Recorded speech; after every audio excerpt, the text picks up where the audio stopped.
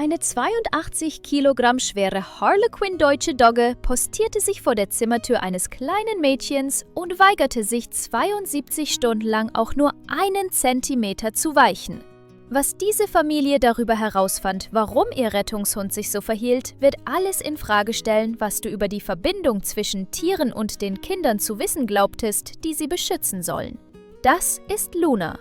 Und das ist Mia, das 7-jährige Mädchen, das sie auf eine Weise beschützte, die niemand verstand, bis eine erschreckende Nacht alles veränderte.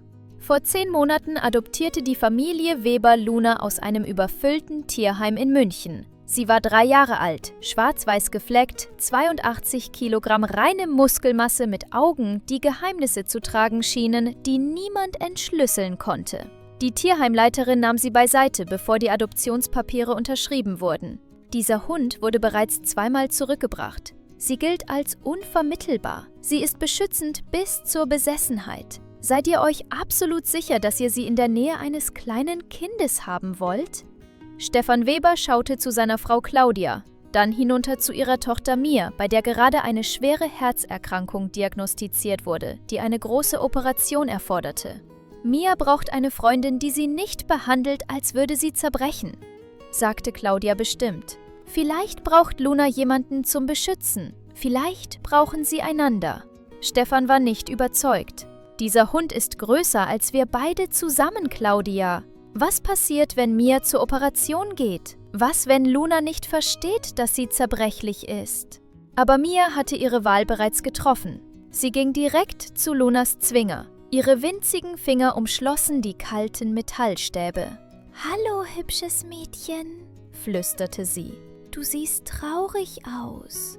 Ich bin auch traurig. Willst du mit mir nach Hause kommen?« Lunas massiver Kopf neigte sich. Ihre dunklen Augen fixierten Mias Gesicht. Und zum ersten Mal seit 8 Monaten, so sagten alle anwesenden Mitarbeiter, bewegte sich ihr Schwanz. Nur einmal.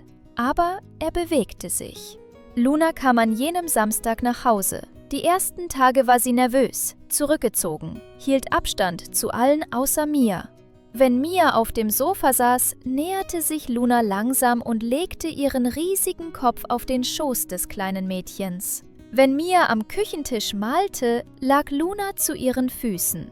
Wenn Mia ins Bett ging, positionierte sich Luna direkt vor ihrer Zimmertür wie ein 82 Kilogramm Wächter, der niemals Feierabend machte. »Es ist, als hätte sie ihre Person gewählt«, sagte Stefan und beobachtete Lunas ständige Wache. Sie lässt Mia kaum aus den Augen. 3 Wochen nachdem Luna ankam, wurde Mias Operation angesetzt. Die Ärzte erklärten die Risiken. Es war ein schwerer Eingriff.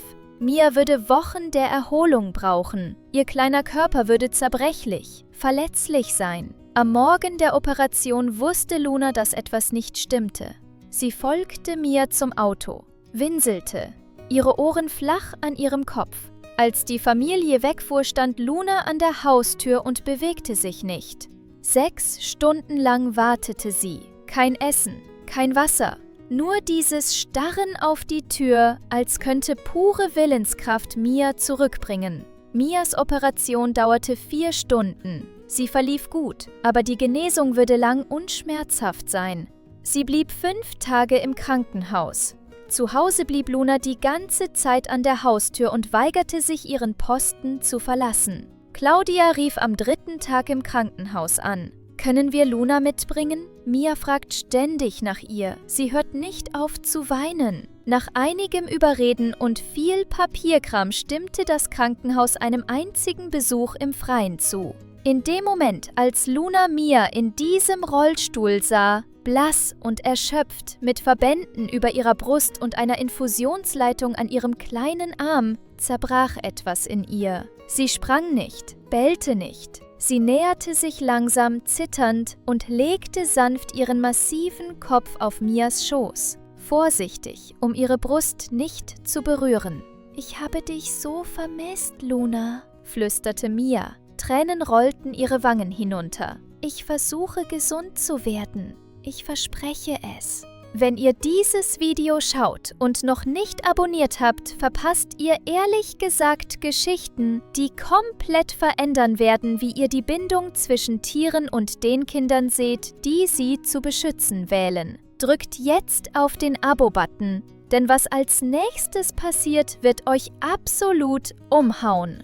Luna blieb 20 Minuten lang vollkommen still. Als es Zeit war zu gehen, verließen ihre Augen Mia nicht, bis sie durch die Krankenhausstüren verschwand. Mia kam 6 Tage nach ihrer Operation nach Hause. Sie war schwach, hatte Schmerzen und schlief fast 18 Stunden am Tag. Die Ärzte warnten die Familie, achtet auf Infektionen, achtet auf Fieber, achtet auf jedes Anzeichen von Komplikationen. Die nächsten 2 Wochen waren kritisch. Luna war immer da, aber dann begann sie etwas Seltsames zu tun.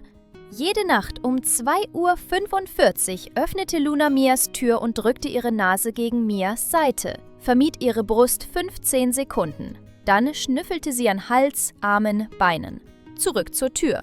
»Was macht sie da?« fragte Stefan. »Vielleicht überprüft sie, ob es ihr gut geht«, sagte Claudia. Es fühlte sich absichtlich an, methodisch. 12 Tage später, 3:17 Uhr morgens, erstarrte Luna plötzlich.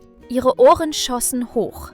Dann bellte sie. Scharf, hektisch, verzweifelt. Sie hörte nicht auf. Stefan und Claudia sprinteten den Flur hinunter. »Was passiert?« schrie Claudia.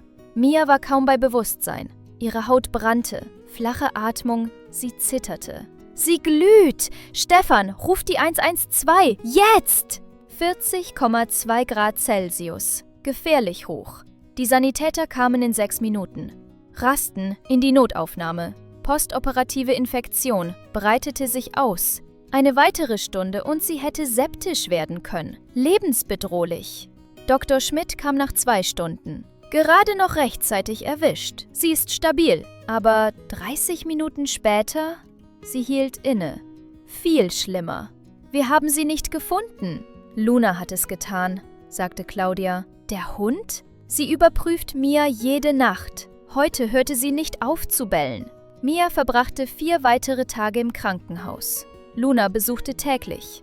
Jetzt verstand jeder.